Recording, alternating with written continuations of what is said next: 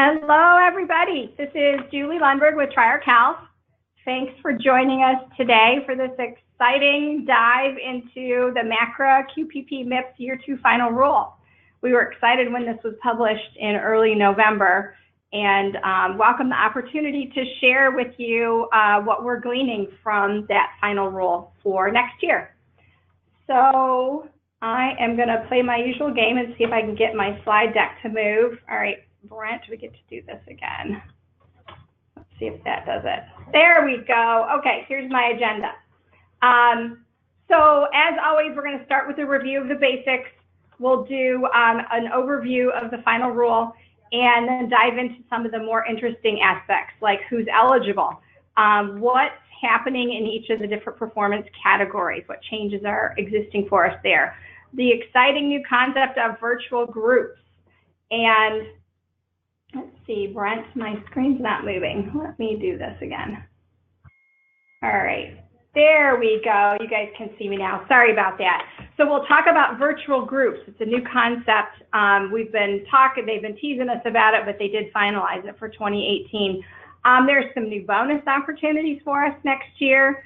I want to make sure everybody understands the performance threshold and payment adjustment. So, you know, currently today, as long as you get 3 points out there, you're going to avoid penalty. They've upped that. So we'll talk about the details there. And then some of what they finalized for 18, they made retroactive to 2017. So we want to review that as well. All right. And let's see if we can get this to move. All right. Okay, so here's the slide you've all gotten really used to looking at. This is our big MACRA QPP MIPS slide. So we all know what MACRA is. We know that QPP is part of MACRA. The ways you participate in the QPP are through an advanced APM or through the merit-based incentive payment system, and that's largely what we talk about when we all get together. And we, of course, know that quality, ACI, CPIA are the 3 performance categories that we've had to worry about in 2017. And as suspected, cost has now been added. So we'll dive more into that. But in 2018, we're going to have to worry about cost.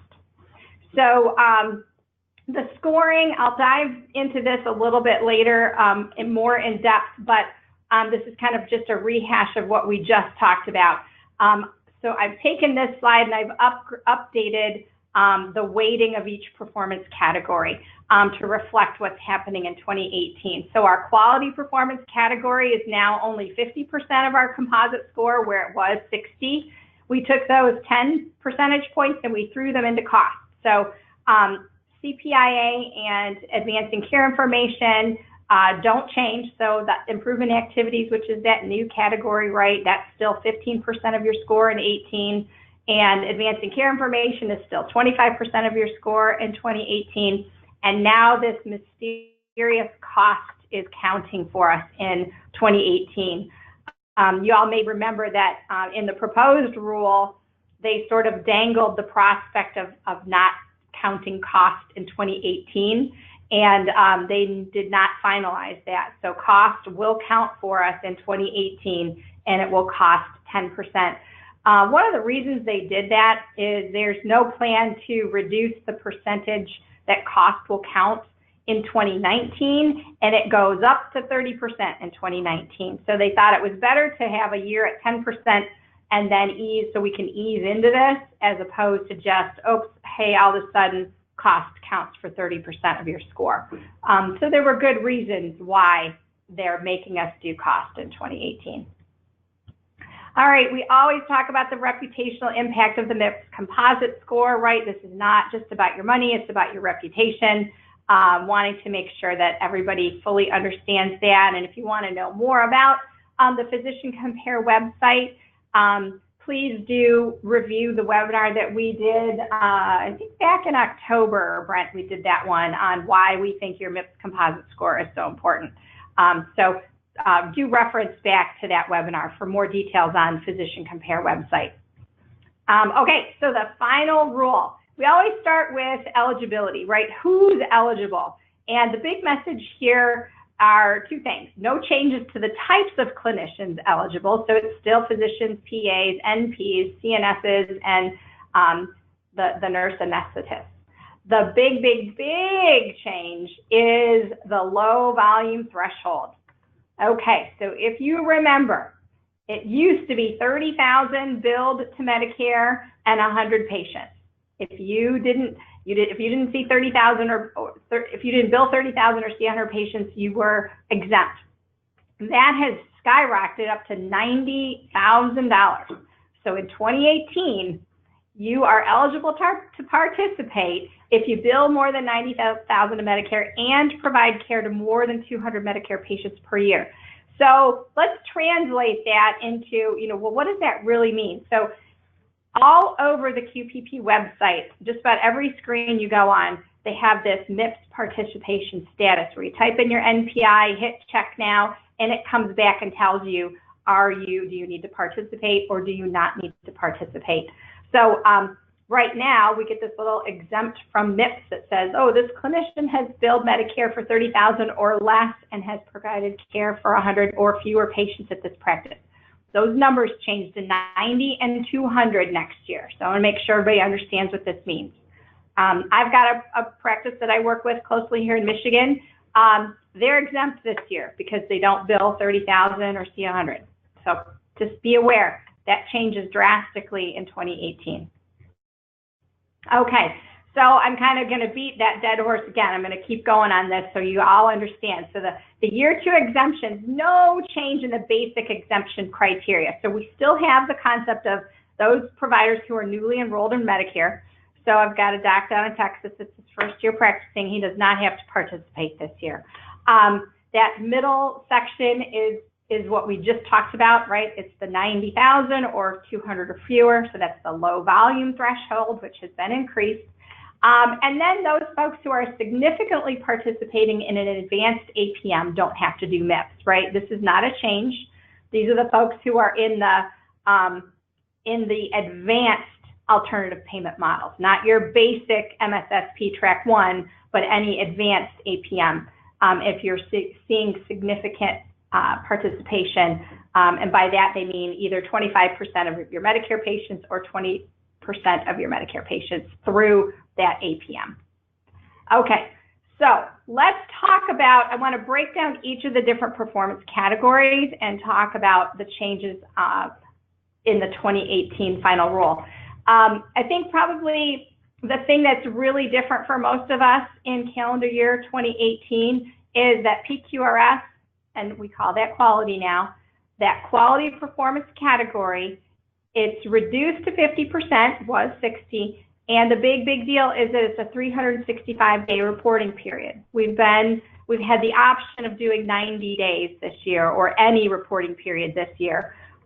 Next year it's 365, so let's be sure we're all very comfortable with what is required to get our quality dashboard to increment numerator so that we get our highest possible scores. We retained the bonus points for high priority measures and for end-to-end electronic reporting. We like that. The data completeness criteria has increased from 50 to 60. This is a really tricky concept. I know I personally really struggled with it. And what I've come to understand is that the reason it's hard for us to understand this concept is we document all of our patients in the system. So our data completeness is kind of automatically at 100. So we don't have to worry about, well, of the patients who I could have reported this on, did I do it for 60% of them in my denominator? We're capturing this data in our quality dashboard, and it's for all the patients that we document on. And so we're already meeting the data completeness criteria. There is a 3-point floor for all measures. And you also get 3 points for measures that don't have a benchmark or don't meet the case minimum. Case minimum is at least 20 patients. You did this for at least 20 patients. At least 20 patients are in your denominator. And then there's this concept of topped-out measures. We've been talking about this for a long time. Smoking status, I'm pretty sure, is one that's going to be considered topped out. Until they totally sunset the measure, they will max out the scoring at 7. So even if you're a perfect score for that, you won't get 10 points, you'll get just 7. So this will be all reflected in the deciles as well. So it won't be too mysterious. You'll know. And of course, they'll publish new deciles for us at the end of the year, so we know what our 2018 benchmark deciles are. Okay, so advancing care information, right? This is the performance category in MIPS that replaces meaningful use. Not a ton of changes here as well. It's still counting for 25%. Probably the biggest, most exciting, call it change, if you will. We thought we were going to be forced to use our 2015 edition certified product for the reporting period in 2018, and now that's not true. We can still use our 2014 edition certified product. I'm going to dive into that in greater detail with some screenshots for you so you know what I mean by this. If you do upgrade to the latest and greatest version, that should be listed out on the chapel at the end of this year and will be available for beta testing as we speak. If you do upgrade to Manistee, which is the new version of the product, that's the 2015 edition certified product. If you use that for the 90 days of your reporting period for ACI, you would get a 10% bonus. So that's kind of cool. There are some exclusions they added in for e-prescribing and health information exchange. For those of you who are struggling, most of us struggle with the HIE measure, right? Did we do that transition of care, and then did we send that summary of care upon transition of care? They've reinstituted the exclusion we enjoyed in meaningful use, which was if you have less than 100 transitions of care, you don't have to, you can exclude from that measure. They've done the same thing with e-prescribing, and really exciting, they made that retroactive for 2017. I'm going to talk about that again a little bit more later. So there's no change to the base score requirements for the 2018 performance period, which is, as we all know, translates into the 2020 payment year. There are some additional bonuses available for public health and clinical data registry reporting. And there are additional improvement activities that are eligible for the 10% ACI bonus. So we've been enjoying that this year as well. In the improvement activities category, also very little has changed. It counts for the same amount, 15%. If you're in a PCMH, that still satisfies the entire category. It's still, you know, you've got your medium and your high weights. There's no change to the number of activities that you need to participate in to get your points. So there, for group reporting, only one MIPS eligible clinician in the TIN must perform the IA for the whole TIN to receive credit, and that's true of virtual group reporting as well. And we're going to do a whole section on virtual group reporting so you know what that means. And then they will continue to allow us what they call simple attestation, which is if for those of you who attested for meaningful use, we will do that. We can do self-attestation for the IA category in addition to the ACI category, and I have more on that as well. Okay, cost. So we've been talking about the fact that, you know, cost didn't count up until now, and guess what? It counts in 2018, and it's going to count at 10%, which is an increase from 0 this year. And will ultimately increase to 30% in 2019. So when we talk about cost measures, what are they? The two cost measures are the Medicare spending per beneficiary and total per capita cost. Well, how does CMS know about these? It's all based on the claims that you submit to them. So this is going to be measured on a full year, just like the quality. And we will also, we will see the concept of benchmarking applied to this performance category as well. So your MIPS feedback report in the fall of 19 is going to be your first glimpse of what this looks like, but you could look at your 2016 QRUR if you have an EIDM account, which you need to get. You could go look at your QRUR and it would give you some insight, and I've got a screenshot of one later on in this discussion, so I'll show you what that looks like. There's also the field testing reports that are out on EIDM as well. And in the summer of 18, there's going to be another feedback report on these same field testing measures. The field testing measures are sort of shades of things to come with costs. Someday they will not judge us just on the two cost measures that we have listed here. They will be adding some episodic and chronic care costs that are very specialty specific. So for example, if you ever, cared to look at the field testing reports, if you happen to be someone who does knee replacements, you would have data to review on your cost relative to the knee replacements that you've done. There is a list of measures that they're looking at for this category, but that's in the future. So I like to say about this, I love this ad about, the guy whose car got smashed and the man who's standing in the court saying, "Oh, it's happening, sweetheart." That is our message about the cost category. Oh, it's happening, sweetheart. They are really going to look at this 10% this year, 30% or 10% in 2018 and 30% in 19. So get ready. Okay. There was some discussion about letting us use multiple submission mechanisms within a single category. So the example I like to use is the quality category, right? Maybe I was going to do some of my quality measures via EHR, but GlowStream doesn't have enough measures that I think are a good fit for me. So I'm going to also report some via registry or via claims. They did not finalize that for 2018. So it is not included in the 2018 final rule, but they did finalize it for 2019. So it's coming. Okay, virtual groups. They've been talking about this for a while. If you all attended the webinar we did, oh gosh, now I'm losing track of time. Maybe it was September. We did get out and speak about the group reporting. We think group reporting is a good way to go for most folks. If you are an individual clinician, that's an option for you until next year if you decide you would like to become part of a virtual group. So what are virtual groups all about? Virtual groups are comprised of solo practitioners and small practices that join together to report on MIPS requirements as a collective entity. A virtual group is a participation option in MIPS that is available starting in 2018. A virtual group is not a data submission mechanism. Virtual groups participate in MIPS across all 4 performance categories and are subject to the same measure and performance category requirements as other groups reporting under MIPS.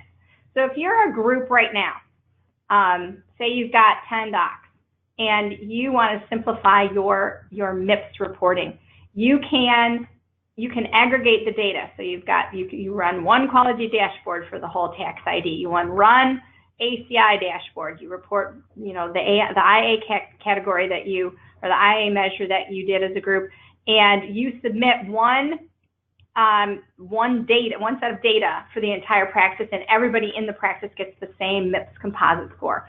So that's essentially what they're saying here, is you can band together with other folks and essentially create a virtual group. Virtual groups function very much like a natural group that's, several practitioners reporting under the same TIN. So how does this all work? So there's what they call election. You have to elect to participate. And I'm going to show you what so the requirements are. You can't be greater, you have to come from a small practice. You can't be a big giant practice and band together with other giant practices. This is meant for small groups and solo practitioners.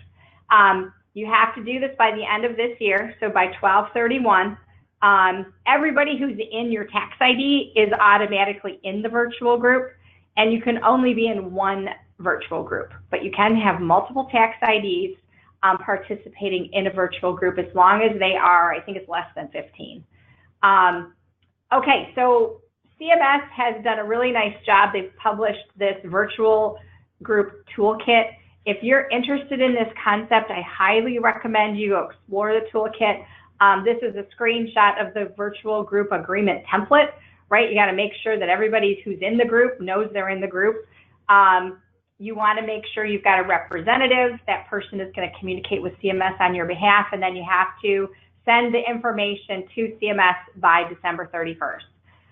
The thing that's tricky about this concept is you have to declare yourself part of the virtual group before the starting of the reporting period, right? So December 31st of 2017, you raise your hand, you tell them, I'm going to participate in a virtual group with this other, group of providers in the 2018 reporting year, and you have no idea how those folks did in MIPS in 2017. So it could make you a little queasy. I wouldn't go signing up to band together with folks if I would want to at least see their ACI dashboard and their quality dashboard so I can make a good decision about, are these folks going to help me sink or swim? So just be aware of that. The timing could be a little hard for folks to navigate because you have to declare yourself so early on. So just be aware of that caveat. Okay, there are some nice bonus opportunities that have been added to the 2018 final rule. So there's this concept of complex patients, right? This is not a new concept, but right, the hierarchical condition category. I have a little screenshot over here of something CMS publishes. Is these are the HCC descriptions, the disease states. You can get up to 5 bonus points added to your final score for treating complex patients based on medical complexity, as measured by the HCC risk score and a score based on the percentage of dual eligible beneficiaries. MIPS eligible clinicians or groups must submit data on at least one performance category in an applicable performance period to earn the bonus. So this is going to be all a little mysterious, I think, until we see it really in action. There's also a new small practice bonus. So 5 bonus points will be added to the final score of any MIPS eligible clinician or group who is in a small practice. Their definition of that is 15 or fewer clinicians. So long as the MIPS eligible clinician or group submit data on at least one performance category in an applicable performance period. So this is their, aim, their burden reduction aim. We recognize the challenges of small practices and will provide a 5% bonus to help them successfully meet MIPS requirements. So this is CMS trying to help folks out. There's also a quality improvement bonus. So we're going to send in our quality scores this year. And guess what? We're going to send them in next year too. What if we do better this year than we did last year? Yay us. Well, guess what? They're going to reward us for that. So if we can show improvement, we are going to get up to 10 percentage points available in that quality performance category. And what's interesting here is it's not, I don't have to pick the same 6 measures and show improvement in those same 6 measures. They're measuring this at the performance category level, so you can switch measures without penalty, which is kind of cool. This is really interesting, and I had to kind of really wrap my head around this. They are also offering improvement scoring for the cost category. And we all go, well, how the heck are they doing that? We didn't have to report cost in 2017. Well, even though they're not counting cost in our final MIPS composite score in 2017, they still know what our cost scores are. So if we show improvement in that in the 2018 reporting year, we can earn up to a percentage point in this cost performance category. So you might ask yourself, well, how the heck will I know what my cost score is currently? And I threw in a little screenshot here of this section of a QR-UR report. So if you'll recall back on the cost performance category slide, we talked about what are the 2 cost measures for 2018, and it's these 2 listed here, the per capita cost for all attributed beneficiaries and the Medicare spending per beneficiary. And you can see at this particular practice, their cost was negative 1.72. That's considered good. Anything less than, negative scores are better, as they tell us here. So if these folks come in less than negative 1.72 in 2018, they are in line for the cost performance quality improvement bonus. Lots to wrap your head around there. And then the last bonus I want to talk about is if you use the 2015 edition certified product. So I've thrown some screenshots in here to try and help folks wrap their heads around, what do I mean when I say that? because I think these are concepts that are very difficult for folks to grasp. If you're not, heavily involved in certification of an EMR, these things seem sort of esoteric, I think. As you all, I'm sure, are aware, the GlowStream or Triarch Health Torsa product, which is what most of you are on, the version most of you are on, Torsa is the old 2014 edition certification. And before people start picking up the phone and calling me and saying, it's 2017, almost 2018, Julie, why are we still on a 2014 edition? That's the one everybody's on. It was the year when that edition was published. It doesn't mean we're behind. It just means that's the year it was published. In 2015, they published a new edition, largely considered to be what we used to call the meaningful use stage 3 version of software. They sort of sunsetted the concept of meaningful use stage 3, and now we all talk about MIPS. So the 2014 edition certified product in GlowStream or in Triarch is going to be called Manistee. We switched from Torsa, which was a river in India, over to Manistee, which is a river here in Michigan. So we're going with the river theme and the stream theme. So we've got Manistee is our 2015 edition certified product. We completed our certification testing a couple weeks ago. The certification bodies are studying all the data, and we fully expect to be given the stamp of approval, and you'll find that certified product listed on the chapel. If you've upgraded, this is all next year, you upgrade to Manistee and you decide, I'm going to try my hand at this really more complicated ACI dashboard because I want that 10% bonus. We will obviously be getting out in front of what are the changes in Manistee. Look for a webinar in probably January or February timeframe. Keep in mind that even though quality and cost are 365 days in 2018, ACI is still just a 90-day reporting period. So they're giving us an opportunity to get used to this 2015 edition and its new requirements. They're giving us a nice 90-day window to do that in 2015 or in the 2018 reporting year. And I think it's a good idea because I suspect in 2019 that we're going to have a full year of the 2015 edition certified product and its accompanying ACI dashboard. And there's more to this, guys. This is where we start talking about patient-generated health data and your the medication reconciliation you do now expands into problems and medication allergies. And so there's more to it. It's not lots more, but there are some caveats and there will be things we need to do to help you all be successful. So this is what we mean when we talk about 2014 versus 2015. If you do what you did this current year, if you do that next year, no 10% bonus.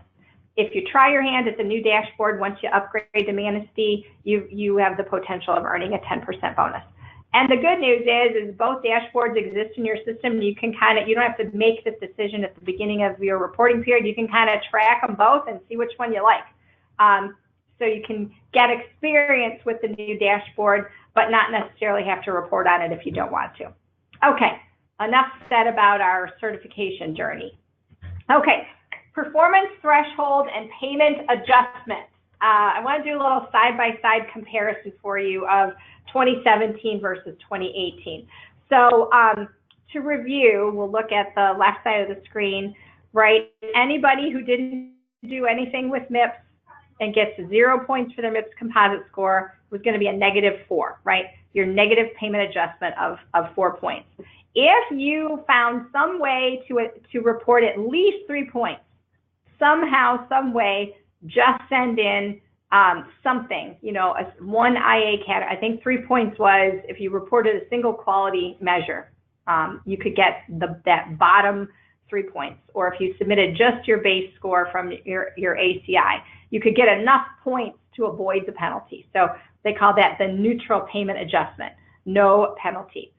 Anywhere between 4 and 69 points, total MIPS composite score, eligible for a positive adjustment, but not for the exceptional performance bonus. And then there's, the goal we are all striving to achieve, which is that greater than 70 points MIPS composite score, so we can get the positive adjustment that we get for just having more than 4 points, and then we qualify for the bonus, right? The exceptional performance bonus, which is a minimum additional 0.5%.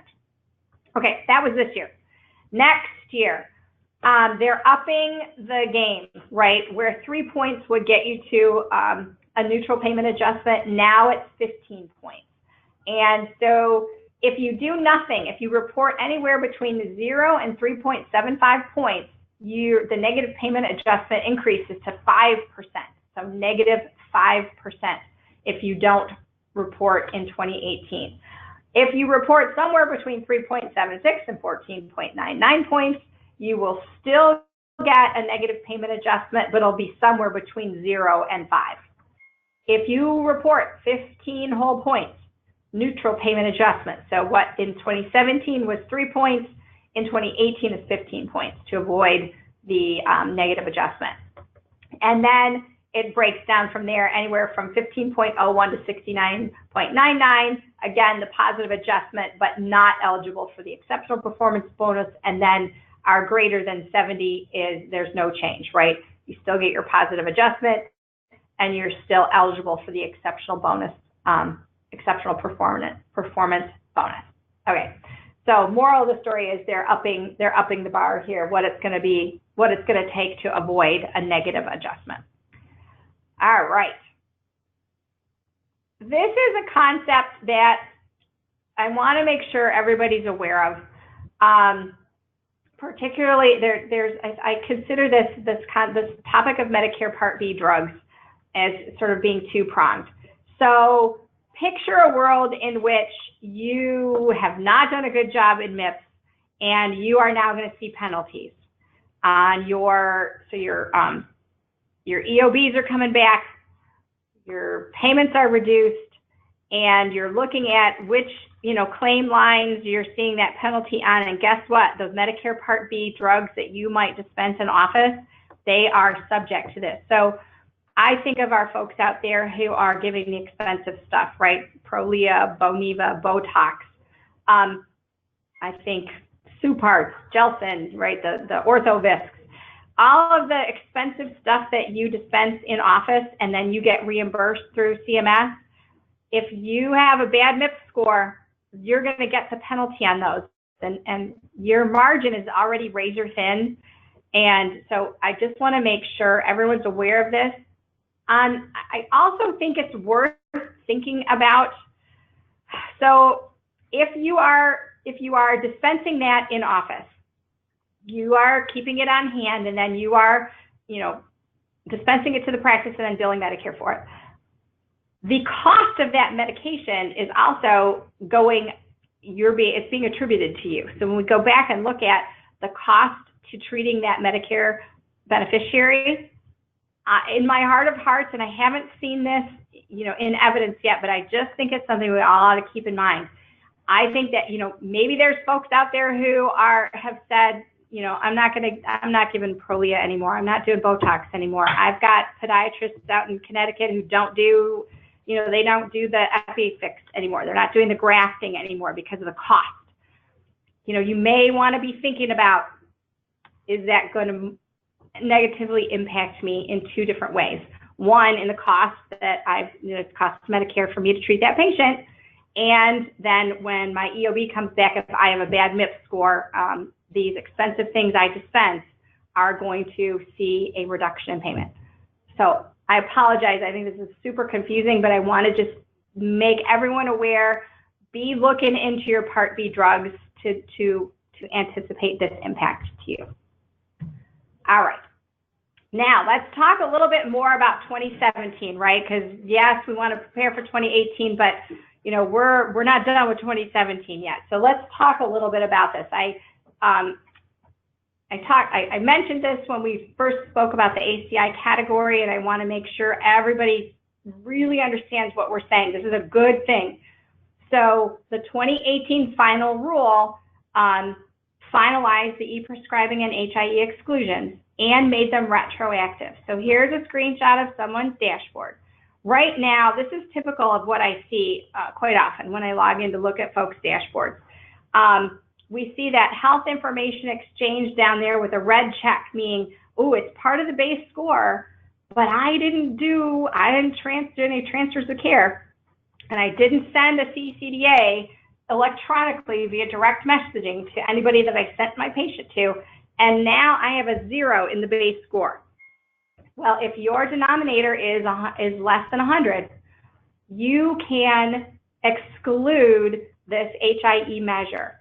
And our dashboard, this just came out in November, so we're going to get caught up, and ultimately we're going to, give you a way to say, oh, exclude or whatever. We're going to look at the denominator and say it's less than 100, so we're going to green check that base score, or we're going to, just add that in so that the base score will automatically show 50 for you.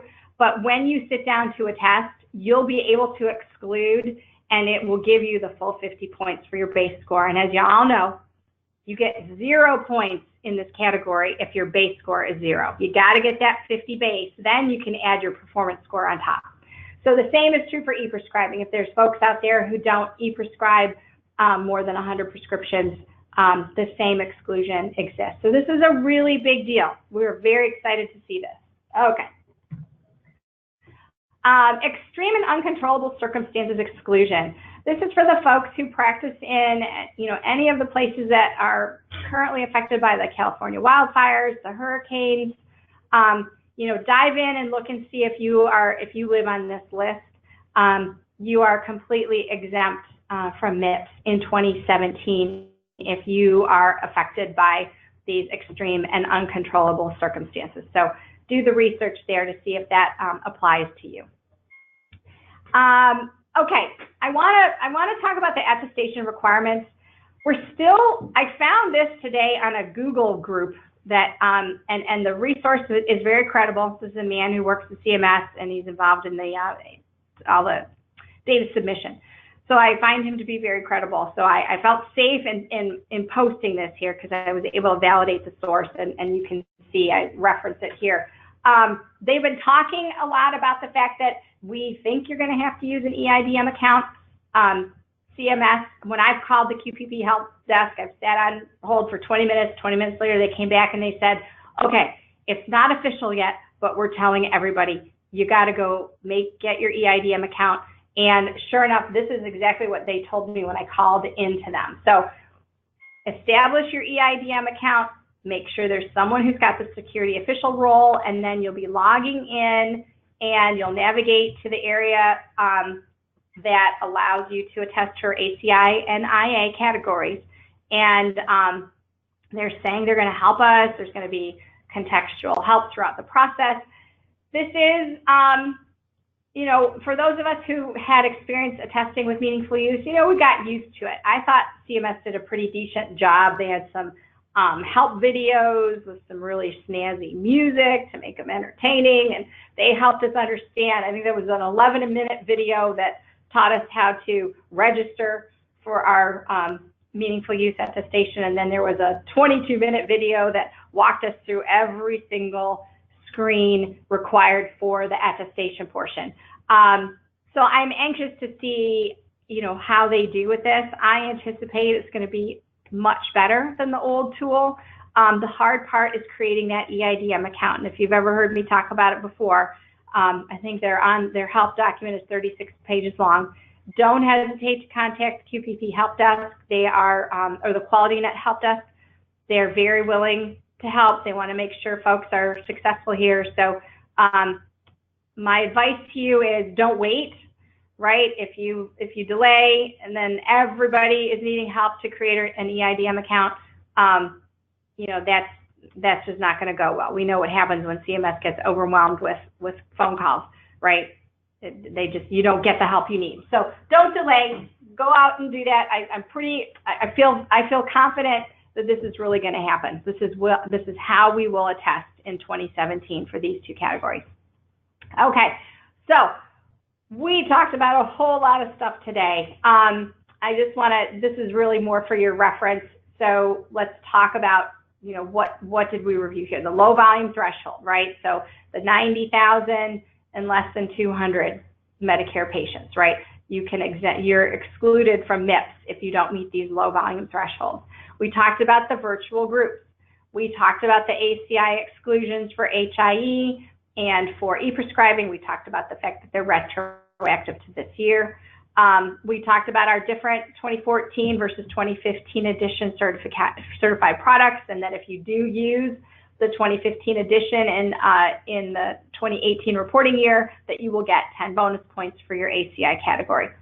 We also talked about the small practice bonus. Oh, there's the number I was looking for earlier.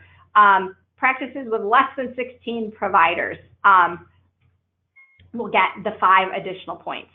And then, of course, we talked about the patients, the providers who treat complex Medicare patients, right? If they have an HCC risk score of greater than 1, you're going to get additional bonus points on your MIPS score, and then the quality improvement bonus for both quality and cost categories.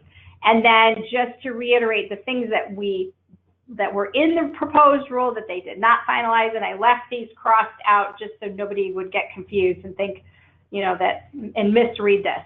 The submission method, the multiple submission methods was not in the final rule, and excluding cost for 2018 was not in the final rule. And I always like to give some resources. So QPP.cms.gov, there's a resource library there, wealth of information. CMS is out there regularly publishing documentation and hosting webinars. They're really trying to get the word out, and they do a good job. So take advantage of the resources available. And I'm going to now throw it over to Brent. Thank you, Julie. So we know that was a lot of information. We know it's really complicated. Please don't feel scared. It looks like a daunting task at first, but we want to let you know that we over here at Triarch Health are a partner to all of our practices. So much so that we have even consolidated our service offerings around these types of regulatory and compliance programs. So what we've done is provided 2 programs that provide help and support around MIPS and meaningful use PQRS.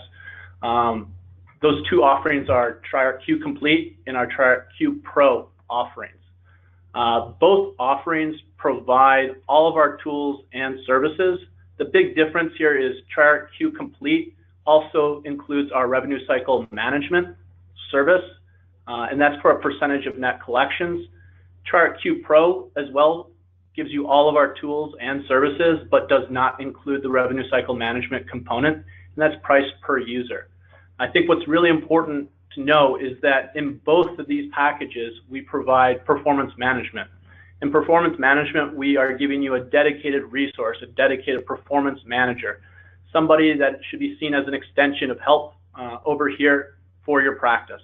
What they'll do is identify the best quality measures for your practice. They will help you implement those measures in your practice, so providing any kind of workflows and training. Also helping to proactively monitor your dashboards, so if numerators are not going up as they should be, identifying where the gap is so we can reinforce training where it's needed, so those numerators can populate the way they need to be.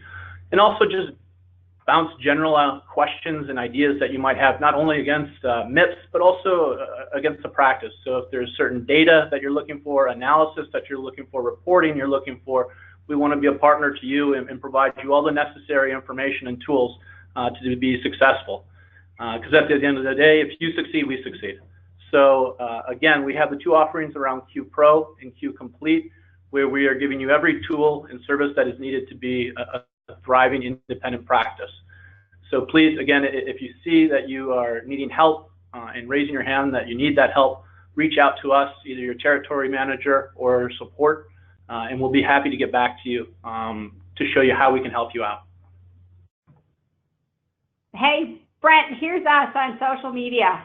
So get out there, you guys. See if you can find us. We've got our own YouTube channel. We're on Facebook. There's Brent and I playing some word game, lunch and learn. Yeah. One thing to mention here is this will be replayed on our social media, so you can find it on our YouTube channel, as well as all of our webinars that we're recording. You can find up there. Please go to our Facebook page and like our Facebook page. Love to get the name out there. I'm sure there's lots of your peers and colleagues that need the help as well, so we're happy to help out where we can. So let's wrap this up. I do encourage you to go create your EIDM account. Here's the QualityNet help desk. There's an email, there's a phone number. Access your QRUR. So if you get your EIDM account, go look at your QRUR and find your cost score. It'll just give you an idea of where you stand. If you're interested in the virtual groups, go ahead and download the toolkit to learn more about it.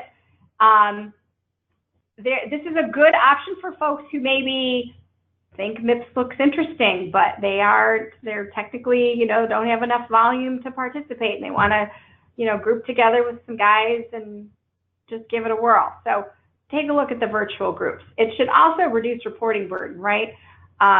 Again, the whole concept of banding together and rowing in the same canoe. I always tell folks, go look at the CMS website. There are several documents published on the year 2 final rule. Keep up your good habits. Hopefully you've established good habits in 2017. Keep those up. And seriously consider utilizing the ACI measures, which, and by that I mean not the 2017 transition measures.